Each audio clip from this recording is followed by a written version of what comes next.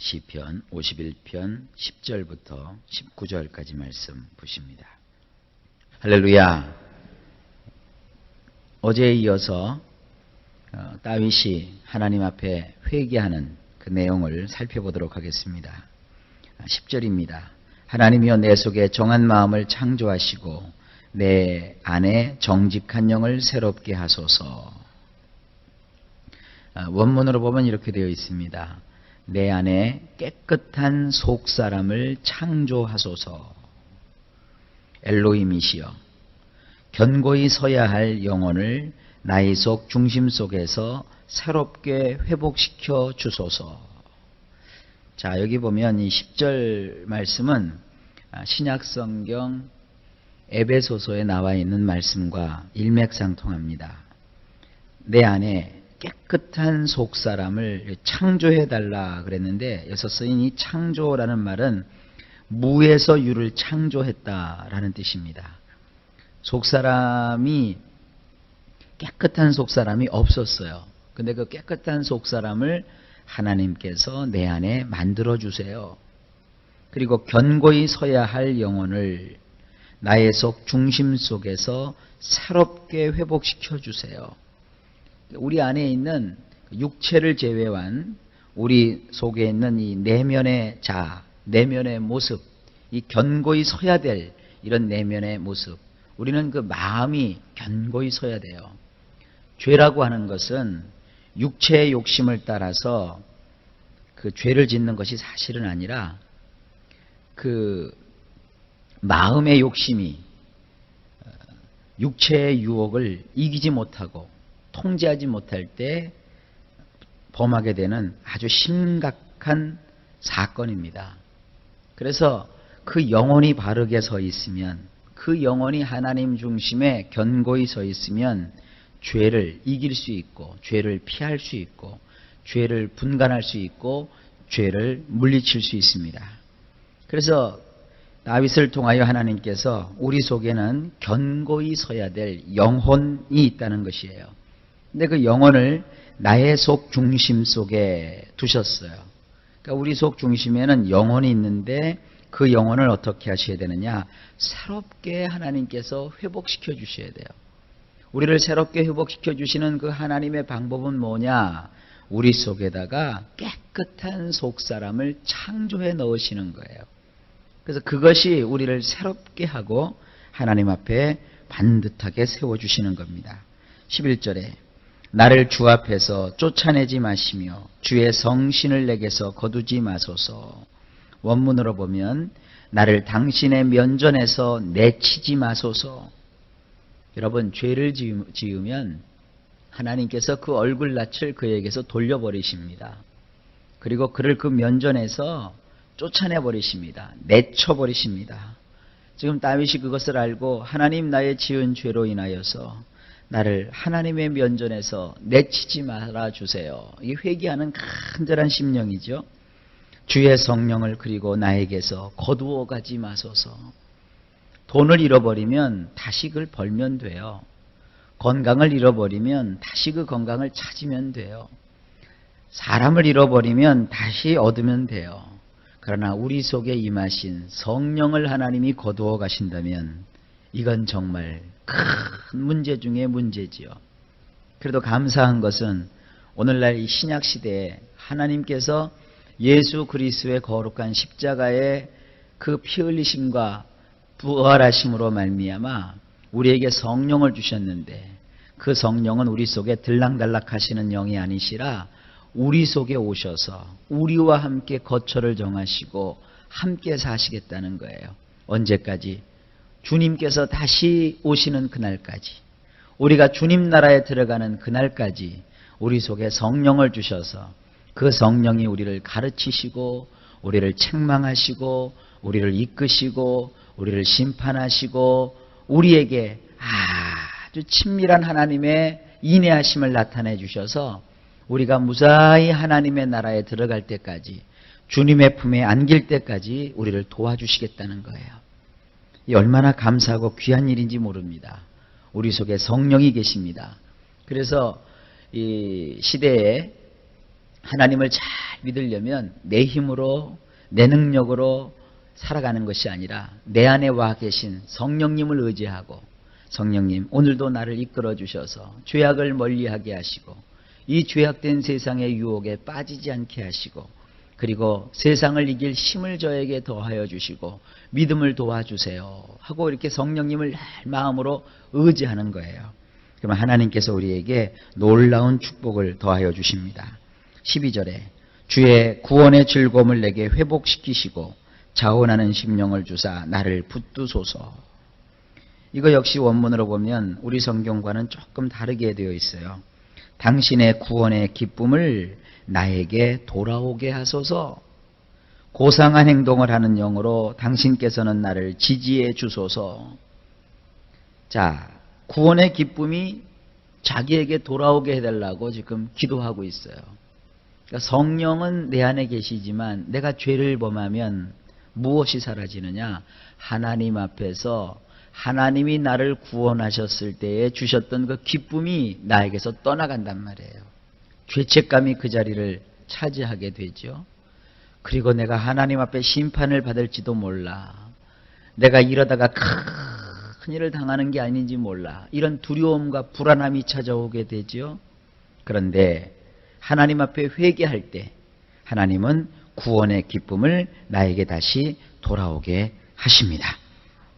그리고 여기 자원하는 심령으로라고 되어 있는데 이 자원하는 심령을 원문으로 보면 이렇게 되어 있어요. 고상한 행동을 하는 영. 그러니까 이 영은 성령이 아니라 우리 속에 있는 일종의 양심이죠. 일종의 우리의 어떤 생각. 어린아이들 말로 표현하면 우리 생각 주머니죠. 우리 생각 주머니는 어떻게 해야 되느냐? 고상한 행동을 할 줄 알아야 돼요. 다윗이 지금 행했던 행동은 고상한 행동이 아니죠. 다윗이 우리 안에 밧세바를 범한 행동은 이건 정말로 하나님 앞에 징벌을 받아야 될 행동이었죠. 하나님께서 그를 회복시켜 주셔서 하나님이 다시 그에게 용서를 베풀어 주신다면 다윗이 해야 될 것은 고상한 행동을 해야 돼요. 여러분, 우리는 예수를 믿어서 구원받은 사람 아닙니까? 구원받은 사람 마음속에는 항상 이 고상한 행동, 요즘식으로 말하면 품위가 있는 그런 삶을 자기 마음속에 가지고서, 그런 양식을 가지고서 살아가야 됩니다. 그러한 영을 가질 때 하나님께서 나를 지지해 주시는 거예요. 13절, 그리하면 내가 범죄자에게 주의 도를 가르치리니 죄인들이 죽게 돌아오리이다. 원문으로 보면 나는 그릇 행하는 자들에게 당신의 법도를 가르치리이다. 그러면 죄인들이 당신께로 돌아올 것이니이다. 그러니까 죄를 범하고 하나님을 믿노라 하면서도 죄 속에 빠져 사는 사람에게 가장 중요한 것이 뭐냐면 하나님이 정해놓으신 삶의 법을 따라서 그들이 살아가야 되는 것이에요. 하나님의 법을 보여서 그 법의 도를 따라, 그 길을 따라 살도록 인도해 주는 거예요. 다윗이 자기가 그 깊은 죄 속에 빠져서 허덕허덕거리며 하나님의 심판을 받는 그런 속에서 이걸 깨달은 거예요. 하나님, 나를 다시 회복시켜 주시면 내가 저질렀던 이런 죄를, 내가 범했던 이런 죄를 다른 사람들이 범하지 않도록 내가 최선을 다하겠습니다. 그래서 다른 사람들이 하나님의 법을 붙들고 살도록 내가 그렇게 앞장서 힘쓰고 애쓰겠습니다. 그러니 하나님 나를 용서하여 주시옵소서. 죄인들은 하나님께로 돌아와야 됩니다 하면서 지금 고백하고 있는 거예요. 14절, 하나님이여 나의 구원의 하나님이여 피 흘린 죄에서 나를 건지소서. 내 혀가 주의 의를 높이 노래하이다. 원문으로 보면 나를 피에서 건져내 주소서 그랬어요. 그래서 피라고 하는 것은 다윗이 흘렸던 그 피, 무고한 피, 또 무죄한 피를 그가 흘렸지 않습니까? 자기의 어떤 사리사욕을 채우기 위해서, 자기의 정욕을 채우기 위해서 무고한 피를 흘렸다고요.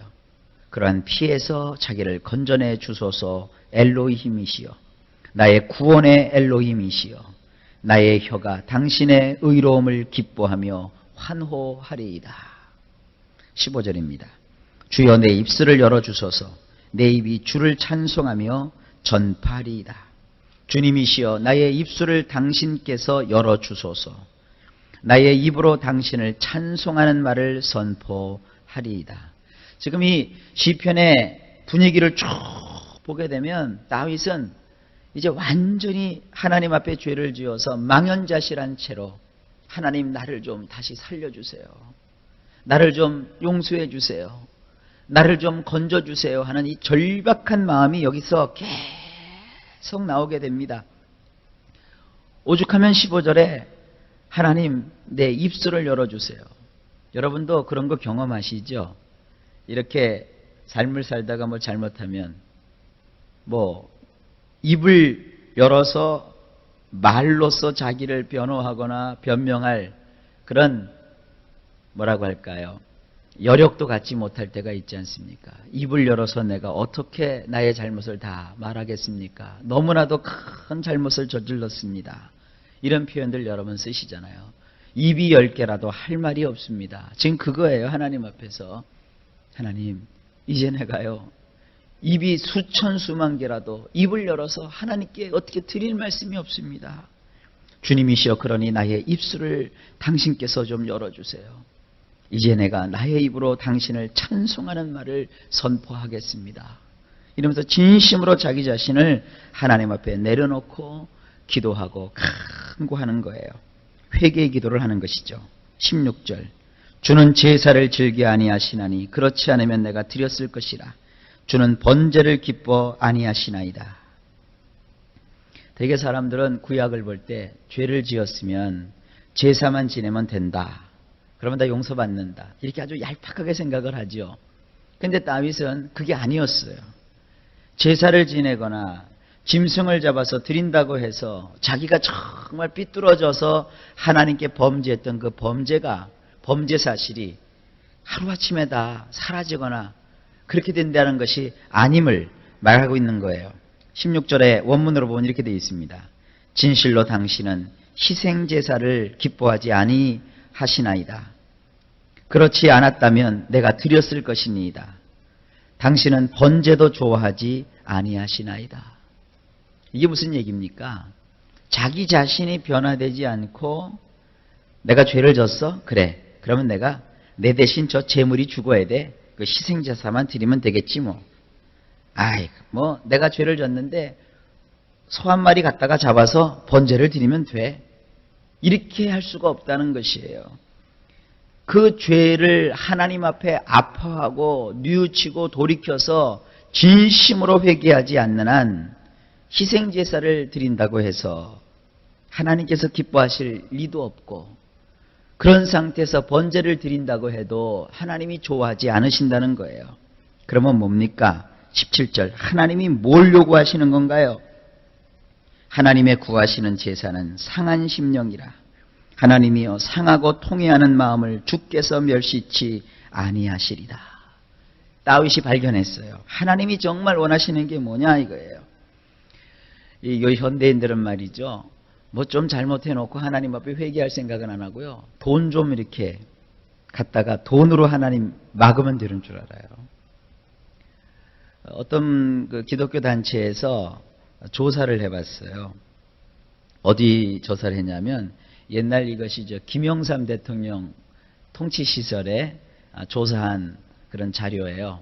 요즘은 그런 조사를 하는 분도 없더라고요. 저쪽 옛날에는 영동 지역, 강남구의 영동 지역이죠. 그 영동 쪽, 거기가 돈 많은 부자들이 많은데 거기에 광림교회라고 있습니다. 감리교회죠. 그 광림교회가 한때 굉장히 사람들이 많이 나왔었어요. 한 3만 명 정도, 4만 명 정도 그렇게 모였을 때인데 그때 그 광림교회에 나오는 사람들의 신앙 의식조사를 한 거예요. 당신이 왜 하나님한테 그렇게 많은 액수의 헌금을 드리십니까? 였어요. 설문의 제목이. 거기는 부자들이 많고 헌금이 또 어마어마하게 들어왔거든요.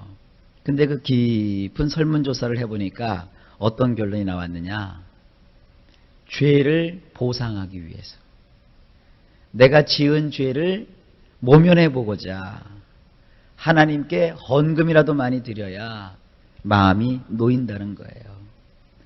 여러분, 물론 하나님께는 우리가 수천, 수억 원을 드려도 하나님 주신 은혜를 다 갚을 수가 없죠. 성경의 원리는 그렇습니다. 양을 바칠 만한 사람이 양을 바치고 소를 바칠 만한 사람은 소를 바치도록 되어 있어요. 양을 바칠 정도밖에 안 되는 사람이 억지로 소를 바치는 것도 하나님이 허락하지 않으셨고요. 소를 바칠 수 있는 사람이 그걸 줄여서 양을 바치는 것도 하나님이 허락하지 않았어요. 자기 형편껏. 어떤 사람은 소도 아니고 양도 아니면 비둘기, 가장 손쉽게 구할 수 있는 산비둘기나 집비둘기로 하나님께 제물을 드리기도 했고, 그나마도 여의치 아니하면 집에서 먹는 곡물 가루를 갖다가 하나님 앞에 드리기도 했어요. 하나님은 절대로 우리에게 그러한 어떤 죄의 보상으로 뭔가 이렇게 물질이나 뭐 다른 것으로 해결하고자 하는 길을 열어놓으신 적이 없어요. 그런데 그 조사를 해보니까 사람들이 좀 이렇게 구린내 나는 그런 돈을 벌었나 봐요. 그래서 하나님 앞에 이렇게 갖다 바치면 하나님이 그것 보고 어여삐 여기셔서 무슨 뭐 기독교가 무슨 공양미 300석 바치면 눈 뜨는 건 줄 아나 봐요. 그게 아니거든요. 여기 하나님이 그러면 요구하시는 것이 뭐냐 이거죠. 하나님이 정말 우리 인생에게 바라시는 것이 뭐냐 이거죠. 그것이 여기 이 17절 말씀이에요. 우리 성경에도 번역이 잘 되어 있지만 원문으로 보면은요 더 실감나게 되어 있어요. 한번 들어보세요. 엘로힘의 희생 제사는 영혼을 산산이 부수는 것이니이다. 속사람을 부수고 짓이겨 놓는 것이니이다. 이를 엘로힘께서 멸시하지 아니하시리이다. 이걸 우리 성경은 굉장히 부드럽게 번역을 하는 거예요. 상한 심령. 이 상한 심령이 뭐냐? 원문으로 보면 영혼을 산산이 부숴버리는 거예요. 그리고 여기 보면 하나님이요 상하고 통회하는 마음인데 이것이 뭐냐면 속사람을 부수고 짓이겨 놓는 것이에요. 이게 회개예요. 내가 왜 이렇게 했는지 모르겠습니다. 정말로 하나님 내가 잘못했습니다. 나의 지은 죄로 인해서 내가 정말 괴로워서 살 수가 없습니다. 하고 하나님 앞에 진심으로 자기의 속마음을 자기의 영혼을 산산이 부수어서 하나님 앞에 서 있는 거, 하나님 그걸 요구하시는 거예요. 내가 잘못했으니까 하나님 이 물질이나 받고 이 재물이나 받고 그냥 잊어주세요. 그게 아니에요. 이건 세상 뭐 영화나 드라마에서나 보죠. 영화나 드라마에서 뭐 이렇게 했다가 누가 뭐 잘못하면 잘못한 사람이 돈 한 다발 싸들고 와갖고 돈으로 다 입막음을 하잖아요. 하나님께는 그런 게 통하지 않습니다. 하나님께 드리려거든 언제 드리는 것이냐. 그 감사한 은혜가 너무너무 넘치니까 내가 이 하나님이 주신 은혜를 어떻게 다 갚을까. 이것을 내가 어떻게 표현할 길이 없으니까 내가 가진 가장 소중한 거, 내가 가진 가장 귀중한 것을 하나님께 드릴 때 물질이 있는 사람은 물질로 드리는 거고 물질이 없는데 몸뿐이면 몸을 드리는 것이고 또 시간뿐이면 시간이라도 드리는 것이고 그렇게 하나님께 나오는 거예요. 그러나 죄를 용서받기 위해서는 다른 게 아닙니다. 내 마음을 찢어야 돼요. 나의 영혼이 하나님 앞에 나의 그 지나온 날들의 잘못과 죄악과 더러운 마음들을 내려놓고 산산이 내 영혼을 부셔버려야 돼요. 그래서 하나님 앞에 설 때 하나님이 그 사람을 절대로 멸시하지 않습니다. 그래서 우리 주의 종들은 그런 표현을 잘 쓰잖아요. 회개하세요. 회개해야만 살 길이 열립니다. 저는 많이 봤어요. 아무리 죽을 사람도 아무리 망할 사람도 아무리 버림받을 사람도 하나님 앞에 나와서 진심으로 자기의 영혼을 산산이 부숴가면서 하나님께 기도하고 눈물로 호소하고, 그리고 금식하며, 금식이 뭐예요? 먹거리를 먹지 아니하고 하나님 앞에 매달려서 이 죄로 인하여 하나님, 내가 하나님과 관계가 단절됐습니다. 이 죄로 인해서 나는 어찌할 바를 알지 못하겠습니다. 주님, 이 연약한 죄인을 용서하여 주세요 하고 막 자기의 그 영혼을 부수는 거예요. 그리고 나를 여기서 건져내 주시옵소서. 그래야만 하나님, 내가 살 수 있습니다 하고 이렇게 하나님 앞에 회개할 때 하나님은 그 사람을 멸시치 않으세요. 그 사람을 가까이 하세요. 그리고 그의 소원을 들어 주시는 것입니다. 그래서 28절에 이렇게 기록되어 있는 거예요. 보세요. 주의 은택으로 시온에 선을 행하시고 예루살렘 성을 쌓으소서. 시온이니 예루살렘이니 하는 것은 왕이 거하는 거처예요. 왕이 지금 그 나라를 통치하는 왕궁이 있는 곳이에요. 다윗이 거기서 범죄했기 때문에 어떻게 됐어요? 그 왕궁이, 건물은 무너지지 않았지만 그 왕궁의 주인이 바뀌었잖아요. 자기의 집이 거기서 무너져 버렸잖아요. 자기의 통치력을 상실했잖아요. 그 한 번의 죄로. 그랬더니 하나님 앞에 그가 먼 훗날을 내다보면서 이렇게 고백한 거예요. 원문으로 보면 이렇게 되어 있습니다. 당신께서는 시온에게 호의를 가지고 계시기에 좋은 일을 행하여 주시옵소서. 예루살렘의 벽들을 다시 쌓아 주소서. 회개하는 사람에게는요, 하나님이 그 인생의 벽을 다시 쌓아 올려주세요. 하나님은 회개하는 사람에게 호의를 가지고 계세요. 그래서 정말 우리 인생이 회개할 것만이 길이 열려지는 거예요. 신앙생활을 하다가도 어떤 어려움을 닥치거나 그러면요, 우리 신앙인들은 다른 거 볼 거 없어요. 하나님 앞에 회개하면 돼요. 하나님 앞에 나와서 자기의 모든 죄를 내려놓고 내가 하나님 앞에 어떤 것들을 잘못했는지, 내가 하나님 앞에서 자기 자신을 정리하고 자기의 그 모든 죄를 청산하는 이런 자세로 있을 때 하나님이 그에게 호의를 베풀어 주십니다. 그래서 19절에 이렇게 결론 짓고 있습니다. 그때 주께서 의로운 제사와 번제와 온전한 번제를 기뻐하시리니 저희가 숫소로 주의 단에 드리리이다. 자, 이것도 원문으로 되면 아주 다르게 되어 있습니다. 원문은 이렇게 되어 있습니다. 그렇게 되어서야 비로소 희생제사를 의롭게 여기사 기뻐하시며 모든 번제를 완벽하게 여기시나이다. 그렇게 되어서야 비로소 어린 황소들을 당신의 번제단 위로 가지고 올라갈 수 있나이다. 하나님은 희생제사가 사실은 필요 없다는 게 아니었어요. 번제를 드릴 필요가 없다는 것이 아니었어요. 죄를 가진 채로 회개하지 아니하고 껍데기만 남아서 껍데기로 하나님을 섬김네 하고 가지고 나오는 희생제사가 필요 없다는 거예요. 속은 빠져있고 껍데기만 가지고 와서 하나님 앞에 황소를 드립니다 하는 거 소용없다는 거예요. 진심으로 하나님 앞에 영혼을 산산이 부수고 내 속사람을 부수어 짓이긴 상태로 하나님 앞에 회개했을 때 그렇게 되어서야 비로소 희생제사를 내가 드려도 하나님이 그것을 의롭게 여겨주시는 것이고, 그리고 내가 하나님 앞에 번제를 드려도 하나님이 이것을 완벽하게 여기시는 것이고, 내가 어린 황소를 들고 하나님의 번제단 위로 가지고 올라갈 수 있다는 것입니다. 여러분, 이 시편 51편은 전반적으로 굉장히 어둡고 칙칙하지만 여기는 우리가 이 세상에서 하나님을 기쁘시게 해드리는 아주 중요한 삶의 원칙이 담겨져 있습니다. 이 말씀의 교훈을 꼭 평생 간직하고 사시기를 주의 이름으로 축원합니다. 하나님은 회개하는 사람 멸시치 아니하십니다.